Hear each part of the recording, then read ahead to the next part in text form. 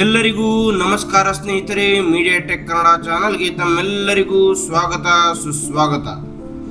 ಭಗವದ್ಗೀತೆ ಕೇವಲ 5000 ವರ್ಷಗಳ ಹಿಂದಿನ ಕಥೆಯಲ್ಲ, ಅದು ಇಂದಿನ ನಿಮ್ಮೆಲ್ಲರ ದಿನನಿತ್ಯದ ಕತೆ.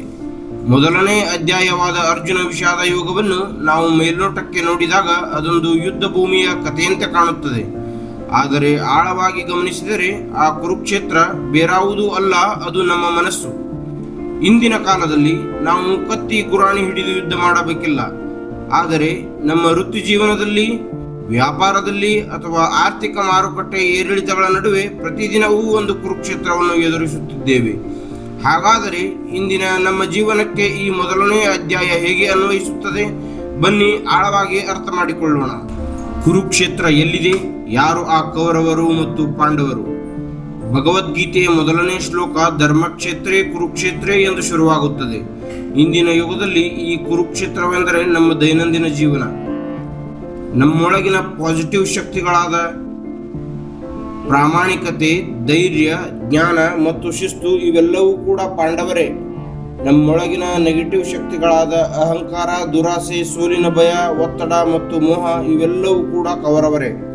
ನಮ್ಮ ಮನಸ್ಸಿನಲ್ಲಿ ಪ್ರತಿದಿನ ಈ ಪಾಸಿಟಿವ್ ಮತ್ತು ನೆಗೆಟಿವ್ ಆಲೋಚನೆಗಳ ನಡುವೆ ದೊಡ್ಡ ಯುದ್ಧವೇ ನಡೆಯುತ್ತಿರುತ್ತದೆ. ಧೃತರಾಷ್ಟ್ರನಂತೆ ನಾವು ಕೂಡ ಕೆಲವೊಮ್ಮೆ ಕೇವಲ ನನ್ನ ಲಾಭ, ನನ್ನ ಸ್ವಾರ್ಥ ಎಂಬ ವ್ಯಾಮೋಹದಿಂದ ಕುರುಡರಾಗಿ ಬಿಡುತ್ತೇವೆ. ಆಧುನಿಕ ಅರ್ಜುನರಾದ ನಾವು ಮತ್ತು ನಮ್ಮ ಗೊಂದಲ. ಅರ್ಜುನ ಜಗತ್ತಿನ ಶ್ರೇಷ್ಠ ವೀರ, ಆದರೆ ಯುದ್ಧ ಶುರುವಾಗುವಾಗ ಅವನಿಗೆ ಆತಂಕ ಶುರುವಾಗುತ್ತದೆ. ಹಿಂದಿನ ದಿನಗಳಲ್ಲಿ ನಾವೆಲ್ಲರೂ ಆಧುನಿಕ ಅರ್ಜುನರೇ. ಒಂದು ದೊಡ್ಡ ನಿರ್ಧಾರ ತೆಗೆದುಕೊಳ್ಳುವಾಗ ಎಷ್ಟೇ ಪಕ್ಕಾ ಲೆಕ್ಕಾಚಾರಗಳಿದ್ದರೂ, ಅತ್ಯುತ್ತಮ ತಂತ್ರಗಾರಿಕೆ ಇದ್ದರೂ ಅಂತಿಮ ಗಳಿಗೆಯಲ್ಲಿ ನಾವು ಗೊಂದಲಕ್ಕೀಡಾಗುತ್ತೇವೆ. ಉದಾಹರಣೆಗೆ, ಒಂದು ದೊಡ್ಡ ರಿಸ್ಕ್ ತೆಗೆದುಕೊಳ್ಳುವಾಗ, ಬಿಗಿ ನಿಯಮಗಳಿರುವ ಒಂದು ದೊಡ್ಡ ಗುರಿಯನ್ನು ಬೆನ್ನಟ್ಟುವಾಗ, ಅಥವಾ ನಮ್ಮ ಕಠಿಣ ಪರಿಶ್ರಮ ಮೈನಸ್ ಆಗಿಬಿಡುತ್ತದೆಯೋ ಎಂಬ ಭಯ ಎದುರಾದಾಗ ನಮ್ಮ ಕೈಕಾಲುಗಳು ನಡುಗುತ್ತವೆ. ಅರ್ಜುನನ ಕೈಯಿಂದ ಗಾಂಡೀವ ಜಾರಿ ಬಿದ್ದಂತೆ ನಮ್ಮ ಆತ್ಮವಿಶ್ವಾಸವೂ ಕುಸಿದು ಬೀಳುತ್ತದೆ. ಇದನ್ನೇ ಇಂದಿನ ಭಾಷೆಯಲ್ಲಿ ಬರ್ನ್ಔಟ್ ಅಥವಾ ಡಿಸಿಷನ್ ಪ್ಯಾರಾಲಿಸಿಸ್ ಎನ್ನುತ್ತಾರೆ. ನಾವೇ ಸೃಷ್ಟಿಸಿಕೊಳ್ಳುವ ಬುದ್ಧಿವಂತಿಕೆಯ ನೆಪಗಳು. ಅಂದರೆ ಅರ್ಜುನ ಯುದ್ಧ ಮಾಡದಿರಲು ಕೃಷ್ಣನಿಗೆ ಬಹಳ ಬುದ್ಧಿವಂತಿಕೆಯ ನೆಪಗಳನ್ನು ನೀಡುತ್ತಾನೆ. ಕುಲ ನಾಶವಾಗುತ್ತದೆ, ಪಾಪ ಬರುತ್ತದೆ, ಧರ್ಮ ಹಾಳಾಗುತ್ತದೆ ಎಂದು. ನಾವು ಕೂಡ ಅಷ್ಟೇ. ನಮಗೆ ಯಾರಾದರೂ ಒಂದು ಕೆಲಸ ಕಷ್ಟ ಅನ್ನಿಸಿದಾಗ ಅಥವಾ ಸೋಲಿನ ಭಯ ಕಾಡಿದಾಗ ಅದರಿಂದ ತಪ್ಪಿಸಿಕೊಳ್ಳಲು ನಮ್ಮ ಮೆದುಳು ನೂರಾರು ಲಾಜಿಕಲ್ ಕಾರಣಗಳನ್ನು ಹುಡುಕುತ್ತದೆ. ಈ ಕೆಲಸ ನನಗೆ ಬರುವುದಿಲ್ಲ, ಈಗ ಸಮಯ ಸರಿಯಿಲ್ಲ, ಇದರಿಂದ ಯಾರಿಗೂ ಲಾಭವಿಲ್ಲ ಎಂದು ನಮಗೆ ನಾವೇ ಸಮರ್ಥನೆ ಮಾಡಿಕೊಳ್ಳುತ್ತೇವೆ. ಅರ್ಜುನನ ಆ ಕ್ಷಣದ ಮಾತುಗಳು ಹೇಗೆ ಹೇಡಿತನವಾಗಿರಲಿಲ್ಲವೋ ಹಾಗೆಯೇ ನಮ್ಮ ಈ ಆತಂಕವೂ ಸಹಜ. ಆದರೆ ಆ ಆತಂಕಕ್ಕೆ ಶರಣಾಗುವುದು ತಪ್ಪು.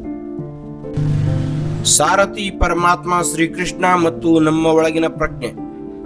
ಅರ್ಜುನನಿಗೆ ಗೊಂದಲವಾದಾಗ ಅವನು ರಥದ ಹಿಂಭಾಗದಲ್ಲಿ ಕುಸಿದು ಕೂರುತ್ತಾನೆ, ಆದರೆ ಅವನು ತನ್ನ ಸಾರಥಿಯಾದ ಕೃಷ್ಣನ ಬಳಿಗೆ ಶರಣಾಗುತ್ತಾನೆ. ಇಂದಿನ ದಿನದಲ್ಲಿ ಶ್ರೀಕೃಷ್ಣನೆಂದರೆ ನಮ್ಮೊಳಗಿನ ಪ್ರಜ್ಞೆ ಅಥವಾ ನಮಗೆ ಸರಿಯಾದ ದಾರಿ ತೋರುವ ಗುರು ಅಥವಾ ಮೆಂಟರ್. ಯಾವಾಗ ನಾವು ನಮ್ಮ ಭಾವನೆಗಳಿಗೆ ಮತ್ತು ಓವರ್ ಥಿಂಕಿಂಗ್ಗೆ ಕಡಿವಾಣ ಹಾಕಿ ನಮ್ಮ ಮೂಲ ಉದ್ದೇಶದ ಕಡೆಗೆ ಗಮನ ಹರಿಸುತ್ತೇವೆಯೋ ಆಗ ನಮಗೆ ಕೃಷ್ಣನ ಮಾರ್ಗದರ್ಶನ ಸಿಕ್ಕಂತೆಯೇ. ಸ್ನೇಹಿತರೆ, ಭಗವದ್ಗೀತೆಯ ಮೊದಲ ಅಧ್ಯಾಯ ನಮಗೆ ಕಲಿಸುವ ದೊಡ್ಡ ಪಾಠವೆಂದರೆ ಸಮಸ್ಯೆಯನ್ನು ಒಪ್ಪಿಕೊಳ್ಳುವುದು.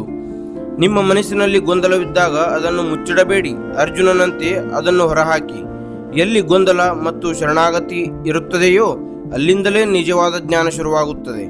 ನೀವು ನಿಮ್ಮ ಜೀವನದಲ್ಲಿ ಯಾವ ಹಂತದಲ್ಲಿ ಅರ್ಜುನನಂತೆ ಗೊಂದಲಕ್ಕೀಡಾಗಿದ್ದೀರಿ? ಕಮೆಂಟ್ ಮಾಡಿ. ಮುಂದಿನ ವಿಡಿಯೋದಲ್ಲಿ ಈ ಆಧುನಿಕ ಗೊಂದಲಗಳಿಗೆ ಕೃಷ್ಣ ನೀಡುವ ಪ್ರಾಕ್ಟಿಕಲ್ ಪರಿಹಾರಗಳೇನು ಎಂಬುದನ್ನು 2ನೇ ಅಧ್ಯಾಯದಲ್ಲಿ ನೋಡೋಣ. ಮತ್ತೆ ಮುಂದಿನ ವಿಡಿಯೋದೊಂದಿಗೆ ಭೇಟಿಯಾಗುತ್ತೇನೆ. ಧನ್ಯವಾದಗಳು.